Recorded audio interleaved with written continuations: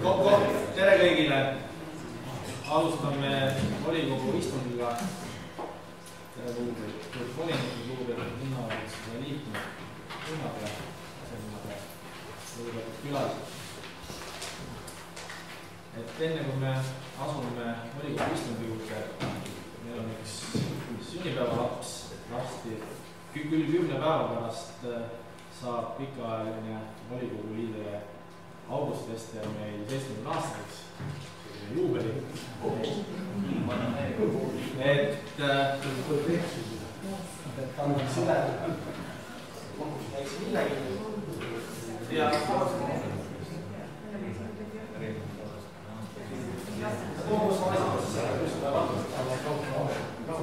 Kindlasti kogu volikogu tänaksid enda osalusest pikka aastane.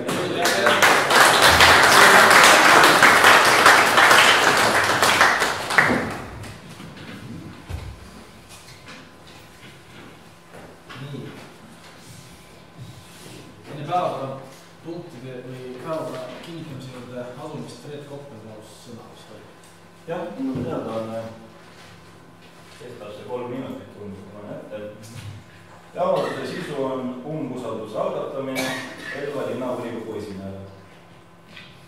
Meie allakirjutanud fraktsioon Elva linnakodanik liikmed, lähtudes kohaliku omavalitsuse korralduse seaduse paragrahv 22, paragrahv 46 ning linna põhimääruse paragrahv 29, algatame umbusalduse avaldamise linnavolikogu esimees Meelis Karnole.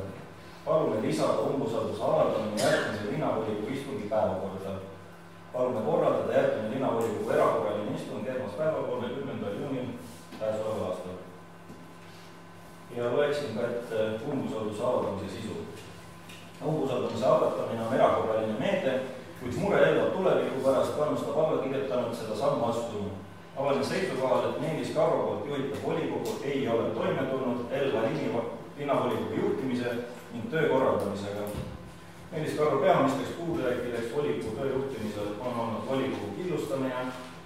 Oma ametisse määramisel lubas Meelis kõnes seda, et ta ühendab ja kaasab volikogu osapooled ühe Elva asja ajamiseks. Juttu oli erinevate osapoolte liitmisest. Ometi oleme täna näinud vastupidist. Volikogu esimees ei ole pooli volikogu liikmeid hääletatavatesse eelnõudesse sisuliselt kaasanud. Volikogu killustatus on kaasa toonud linna arenguseisaku. Teine punkt passiivsus. Volikogu esimees ei panusta volikogu kui organisatsiooni arendamisse. Volikogu ja eesseisvuse töö on korraldatud nii minimaalselt kui võimalik. See on mõjutanud otseselt ka linnavalitsuse tegemisi ja tegemata jätmisi. Volikogu liikmed on kaotamas kontakti volikogu esimehega. Kolmas punkt töö kvaliteet. Ametis oldud aja jooksul on pidevalt probleeme olnud Meelise kehva ettevalmistusega volikogu asjades. Lisaks kaasamise puudumisele on ka eelnõude esitamine minimaalse tähtajaga ning osaliselt puudulik. Kehv ettevalmistus on muu hulgas kaasa toonud ka Rein Kuresoo õiguste rikkumise kandideerimisel kooli hoolekogusse. Ja viimane punkt ühenduse puudumine, selle asemel, et panustada Elva linnavolikogu kui olulisema võimuorganit töö korraldamisse, on näha, et suurem osa energiat kulub võimumängudesse ja poliitiliste ametikohtade loomisse. Ilmekas näide on see, et volikogu esimehel pole isegi ametliku vastuvõtu aega. Eelnevalt kokkuvõttes oleme arvamusel, et Meelis Karro ei sobi volikogu esimehe ametikohale ega esindama Elva linnavolikogu. Allakirjutanud leiavad, et esitatud asjaoludest piisab, et veenduda praeguse Elva linnavolikogu esimehe jätkamise võimatuses oma kohal. Allakirjutanud on seisukohal, et Meelis Karro on kaotanud paljude linnakodanike ning volikogu suurima fraktsiooni usalduse. Alla on kirjutanud fraktsiooni Elva linnakodanik 8 liiget.